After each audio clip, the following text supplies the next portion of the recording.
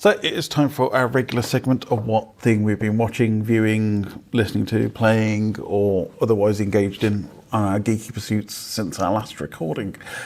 So I'm going to kick off with Dave, our special guest. Dave, do you want to tell us about your one geek thing and what you've been interested in? Yeah, thank you. My one geek thing is Star Trek Starfleet Academy, which launched this year in 2026. It's halfway through on Paramount. And although I haven't watched this week's episode because I keep forgetting what day they actually drop the episodes, I am halfway through this season, and it is the season 1 of this brand new show. So I believe this one is kind of a spin-off of Discovery, or it's a continuation of the Discovery future storyline. So it's about 800 years after like Next Generation, that era. Yeah. So it's future, and I think it's set quite far after Discovery as well. I think Discovery's been wrapped up at this point, or is it same continuity? I think it's certainly a year or two after Discovery was set. It's a show that harks back to everything. Yes. Because it is so far in the future. So it has echoes of all of the other Star Trek shows within it. Some are more subtle, and then some are very obvious cameos or iterations of previous characters. And as I was saying yesterday when we were talking a little bit about this, it is the CW of Star Trek shows. Yes. Where it has got a legacy cast, as well as a cast of people that you consider to be maybe between 17 and 24, but it's not quite clear how old everyone's supposed to be. And then it's sort of focusing on individual characters in the episodes that we're getting into now. It's set at a Starfleet Academy, which is in San Francisco, but there's also a spaceship that they're on, which is also the school. Okay. And it's a bit vague as to why, because you think, well, is it on the ground? Is it in the air? It's or are they actually going anywhere? Yeah. Now I'm starting to understand why I saw someone online say it was the Final Fantasy VIII of Star Trek. Yes, it's got that. It's very much being pitched at a much younger audience. Yes. They're trying to get a new generation of Trek fans in. Yeah, so they've done like the kids stuff. So we've had Star Trek Prodigy, which I can't say. Yeah, which is one of the greatest bits of Star Trek. If you've not watched it, go and watch it. It's some of the greatest new it's aimed at people that watch that and they're looking for their next Star Trek experience, rather than people that have come from other legacy projects. Lower Decks or Discovery or Strange New Worlds. It's trying to aim for that new audience. Yeah, it wants to capture those people that watched Prodigy on Nickelodeon and then they've come on to they want to watch more Star Trek. Yeah. Presumably before they watch Lower Decks. So in fact, I think they're working backwards through the franchise, really, which I'm sure how people today would discover Star Trek is to go with what's on there and then go back in time for it. It's comedic in parts, it's serious. It's got quite a lighter tone compared to other... I mean, if you compare it to things like Deep Space Nine, it is very light. So Deep Space Nine, how are we going to torture Miles O'Brien this week? And it does. I mean, but he was fun to have those things happen to him. So it's an enjoyable show. I do think it's quite difficult when you're holding the torch for a franchise as large as Star Trek. That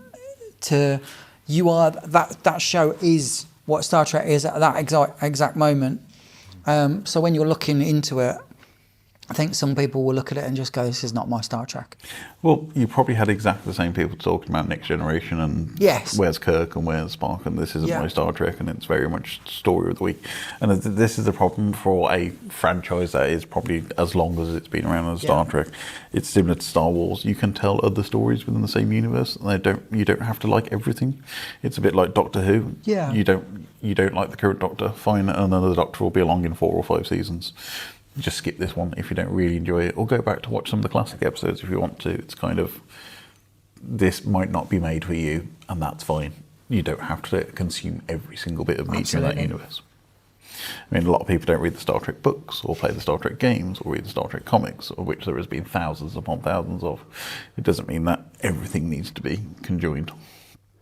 What I will say about it is that shift in focus from it being the broad themes that you found in Star Trek Next Generation or Voyager or Deep Space Nine. These are very much episodes that are focused on persons Character-driven. and the characters within that, rather than people who come from particular species or having big political issues. Yeah. These episodes are very personalised to one character. Yeah. And you see the show from that character's experience. Yeah, I mean, I know there's been a lot of chatter online about Avery Brooks. This is kind of the Yeah. first time they mentioned Sisko and bring Yeah. Benjamin Sisko back as a character Yeah. for many, many years in the franchise. 'Cause I know Avery Brooks and Star Trek had a kind of falling out at some point, but I believe there's a kind of a nod to him, and there's quite a sweet element to bringing that character back. Yeah. But if you're hoping to see him, Yep. no. Awesome. So it's on Paramount Plus. Is it on Pluto? I know they dropped Strange New Worlds on Pluto, but I don't think it is, possibly. Well, Strange New Worlds has gone to ITVX, which is the first time ITV has ever had a Star Trek series. Interesting. Yeah, they've you can find them on, and they were broadcast on ITV1 as double banked shows to get them on to free to air. Mm-hmm. So yeah, interesting to go and check out if you've got Paramount Plus. Awesome. Thank you very much, Dave. Thank you. Sam, over to yourself. So we mentioned it briefly earlier. My one geek thing this month is A Knight of the Seven Kingdoms, which is a spin-off of Game of Thrones. It's set about 90 odd years before the events of the main series, and it's based on a series of short stories that George R.R. Martin wrote, collectively called A Knight of the Seven Kingdoms, but the first season is the first of those stories, which is called The Hedge Knight. And it follows a hedge knight called Dunk, which is short for Ser Duncan the Tall. And his squire. Is he tall? He is very tall, yes. Is it a mate called PJ? He has a squire called Egg. Okay. So it's Dunk and Egg, and it's their adventures. It's really just... so it's 4 episodes in. I think there's 6 episodes altogether in the series. It's a lot more kind of digestible than Game of Thrones, and much, much lighter tone, similar to how you were saying with Star Trek. It feels very much of the same universe, but it also feels, as I say, lighter. There's a bit more humour to it. The characters are just quite sweet. Like Dunk and Egg are both really likeable. They're perfectly cast. So you've got Peter Cleffy as Duncan, and Dexter Sol Ansel as Egg. And Egg in particular is just the most adorable little kid. And they sort of... I won't say too much about his kind of background, because they kind of reveal that a bit as the story goes on, but he doesn't have a great kind of father figure, and he kind of attaches to Dunk quite early on in a really lovely kind of almost older brother kind of way. Dunk is very physical but not very bright. Egg is a tiny little kid, but he has a good brain in him, so between them they make a nice kind of pairing. So it's basically Master Blaster from completely forgot the name of the franchise. Mel Gibson, Australia, desert. Mad Max Beyond Thunderdome. There we go. Got there eventually. Yes. And it's also very exciting. So the story is set around a jousting tournament. So if you like things like A Knight's Tale, where it's lots of knights running at each other with long sticks, it's set in a period of Game of Thrones where it's after the original kind of run of dragons and the Targaryens have ended, but obviously before Daenerys manages to get some new ones hatched later on. So there's not really any kind of magic in the universe. It's very much more grounded. People in armor hitting each other. Fit in between House of Dragon and Game of Thrones. Yeah, and I like as well that the stories are self-contained. So Dunk and Egg are the kind of connective tissue in the books, but each story very much has a beginning and an end. George R.R. Martin does intend to write more. We'll see how he gets on with that. But, there's a lot of things he intends to write. But it's not going to have the same problem that Game of Thrones ultimately had, where it runs out of source material and they have to kind of wing it in the final episodes, kind of thing. Like they can do a season for each book, and they can stop it at that point. So that's on Now TV /Sky / soon to be on HBO Max yes, UK. Yeah. Yes, thoroughly recommend it. Awesome, thank you. Leigh, how about yourself? So I have been playing Ghost of Yotei, which came out obviously towards the end of last year, but I got it for Christmas, and I was like, I'm just going to put it into like my rotation of games during the week. You know, I try and sort of alternate between different things, and it ended up being the only thing I played because it's just that good. But yeah, it's a sequel to Ghost of Tsushima. It's sequel to Ghost of Tsushima, and it's set, I think, 3 centuries later. So it's we're still sort of in ancient Japan, and but now we've got like a new character with a new sort of story to tell. And sort of and it's a different part of Japan as well. So obviously the original Ghost of Tsushima was set on Tsushima Island, which is sort of just, I think it's off the west coast of Japan. And then this is set up in Ezo, which is now Hokkaido, and around Mount Yōtei. Island, yeah. Around Mount Yōtei. Now we're focusing on a character called Atsu, who her whole family was killed by the Yōtei Six, basically just a group of Ronin that sort of like they killed like all her family, so it set fire to the tree that's sort of on the which she got like stabbed to, but she got better. And then like obviously is vowing revenge, and it's very sort of just like the first game. It's sort of kind of it's less historical drama and more a love letter to samurai movies, you know, so like your Kurosawa sort of films with a little bit of sort of the sort of Western influence on those films of like the when you'd get like the Westerns that were just the samurai movies but with cowboys. Yeah. There's sort of elements of bit of both in like how they sort of frame a lot of things. So she sort of just wonders the world. And I think for me, I think that this is the better open world game. I thought that Tsushima had like the more sort of interesting story just from a baseline thing of just like you had a samurai who was torn between following the honor code and sort of throwing that out the window to fight an enemy that doesn't believe in the honor code. Mm-hmm. And this is just like a revenge story, but I feel like that worked better for an open world setting because she's trying to track down these 6. Gives you a lot more to play with. So then you're just sort of going around, like initially you're not even given like markers on like they're in this area and they're in this area. You have to go and find people in the world to speak to and get that information.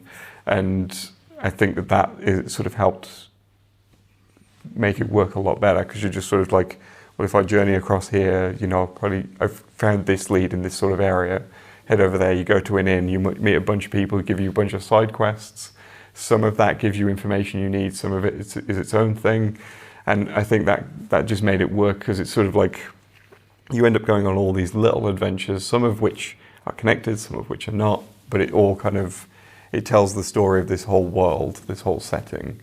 Because it's around the time where, you know, the Japanese were kind of colonizing Hokkaido and, you know, from the Ainu people at the time. So you're getting a lot of that sort of backstory going on.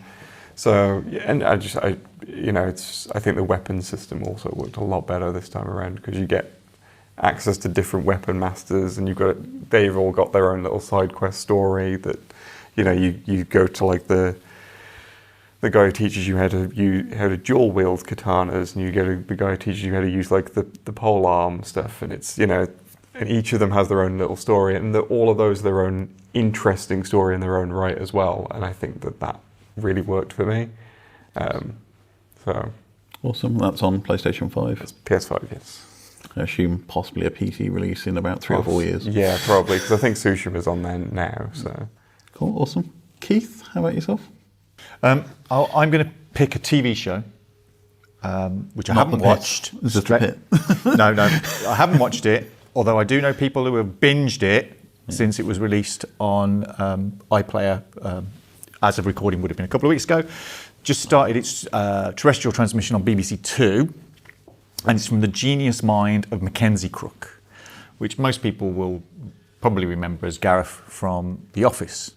He's since gone on to do 2 great shows, one of which was The Detectorists, which everybody should watch, great.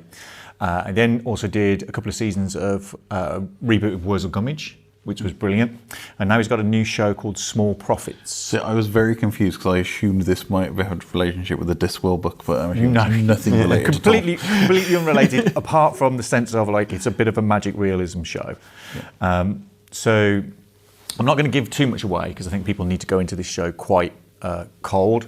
But it stars Piers Quigley, who was in The Detectorists, has been a bit player in a lot of other comedy shows in the years prior. Also, Michael Palin is in it. They're the kind of main parts. Gareth. Mackenzie Crook is in it as a less major role, but he plays a character more aligned with the Gareth. He plays a Jobsworth boss at a DIY store in which the lead character is working. He was assistant to the regional manager. Yeah. And basically it takes, Michael Palin's character talks about a story of something that's happened in the past, and it's all based around alchemy and things that people do in their sheds and whatever it is. And the lead character's girlfriend had disappeared, and he's trying to find out like what happened. Did she love him? Did she not love him? What's going on with that? And it falls very much into that kind of gentle comedy arena that have drawn people to things like Detectorists, Wurzel Gummidge, Gone Fishing with Mortimer and Paul Whitehouse and stuff. So if you kind of want a kind of beautiful story with wonderful characters that are very humanistic and has a real kind of positive, hopeful message, this is the kind of TV show that you want. Mackenzie Crook has gone on record of saying that he's wanted to steer away from what he considers to be the slightly more cruel comedy that people like Ricky Gervais has kind of pushed into, and he's very much into this kind of like very gentle, hopeful, loving characters, real kind of things that like people can connect with. And it's been in production for a while. I knew about it last year, so I've been looking forward to this series for quite a long time. I'm going to do it week by week on BBC Two, and just take my time because I want to digest it and have it, rather than these people that have just binged all 6 episodes in a day.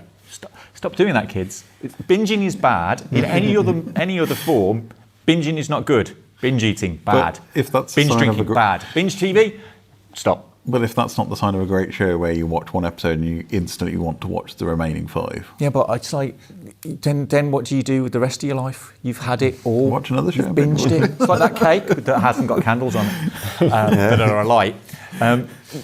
So I've got 6 weeks of this show to just kind of like indulge myself all the time. So, and I want to indulge myself. These are the kind of shows that you can just like, it's like a warm blanket that you can just wrap yourself in every week and just go, that was so like beautiful. No, The Detectorists is one of the greatest modern comedies. So I'm really looking forward to this as well. Yeah, but Small Profits is a slightly bit more magic realism kind of stuff, more leaning into the kind of thing that he was doing with Wurzel Gummidge. So you've got kind of elements of like British folklore and a bit of magic and a bit of the miraculous and wonderful.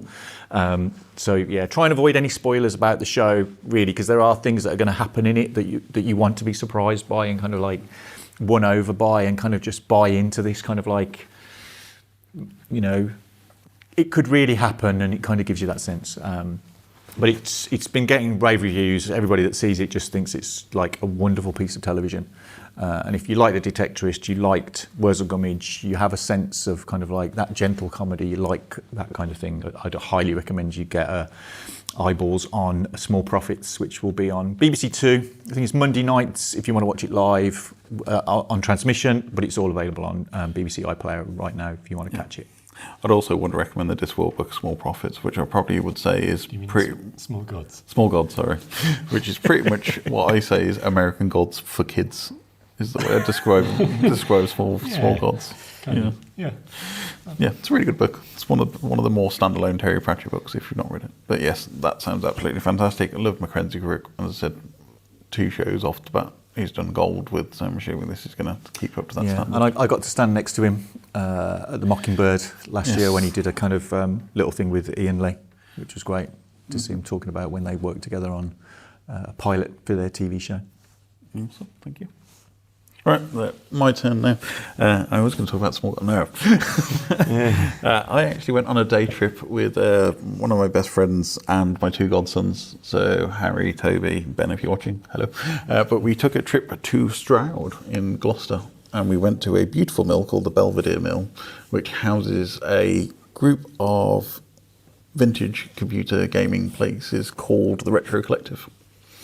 So you have to book to go in. So you have to go into their website to book in, and it's usually they go pretty fast, but it's really worth a journey over there.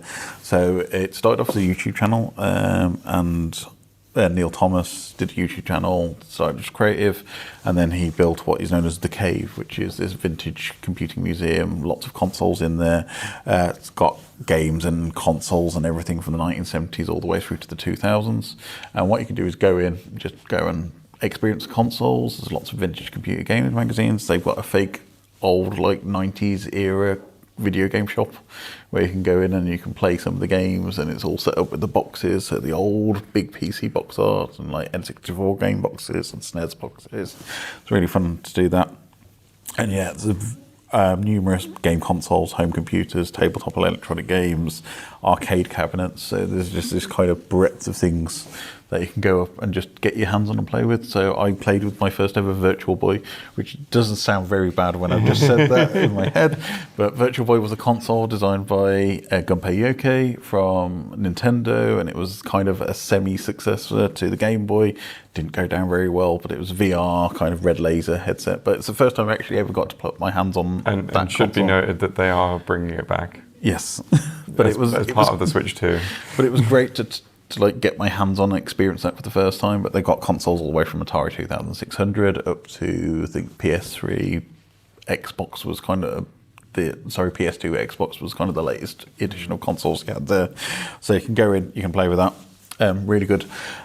Also, as part of that, within the cave, there is the Dev Den, which is kind of a living exhibit to game development. One of the guys there, Jason Daniels, who published Commodore 64 games back in the day between 1985 and 1992, worked in the industry. He has some of vintage kind of development kits. So you can go in, he's got Sinclair ZX Spectrum, CPC, he's got some Nintendo, Sega, Sony dev consoles. So if you've never seen some dev consoles, and they look completely different from the normal console usually, but you can go in and you can see them, and he'll talk about how they worked, how they use the systems. So he's a really interesting chap. There's the actual original boombox from which all the worm sound effects was recorded on there. So if you want a bit of British gaming history, worth going to there. So that's the kind of morning session. We did that, and then took a lunch break, and then downstairs they have their arcade archive, which is another element of the building, and they have some it's purely just video arcade games. That's from the 70s, 80s, 90s. So they have Star Wars Arcade, Missile Command, Track and Field, Super Hang-On, Outrun. So some of the massive console games. Arcade games back in the day, Gauntlet 2, they're all free to play. So basically you just go in, you go downstairs, as I said, you booked in, you paid your one entrance fee, but then it's just going back to a 90s style arcade, go in, play some of the video games, going back to that 80s kind of thing. That's a really fun experience to just go and free play all these consoles, and usually you'll get your like-minded group of people with you at the same time, people who've got interest in vintage consoles. The one thing I also wanted to shout out as well is there's a company called Heber, Heber, I think it's Heber. So they're also in the building, and they produce an FPGA console which is called the Mr. Mulstry system. So it's designed that you can go and use this to replicate arcade and home consoles from the 70s, 80s and 90s, and it does lots of different ones. So if you want to look at more information about the Mr. system, we'll put links in the description and on the website. But yeah, so if you want to get into FPGA gaming, again, you can go and speak to them and ask them a bit more about that. But yeah, they have a fantastic YouTube channel as well, which is the Retro Collective, so worth a check out and have a read through. As I said, not that far from Birmingham either.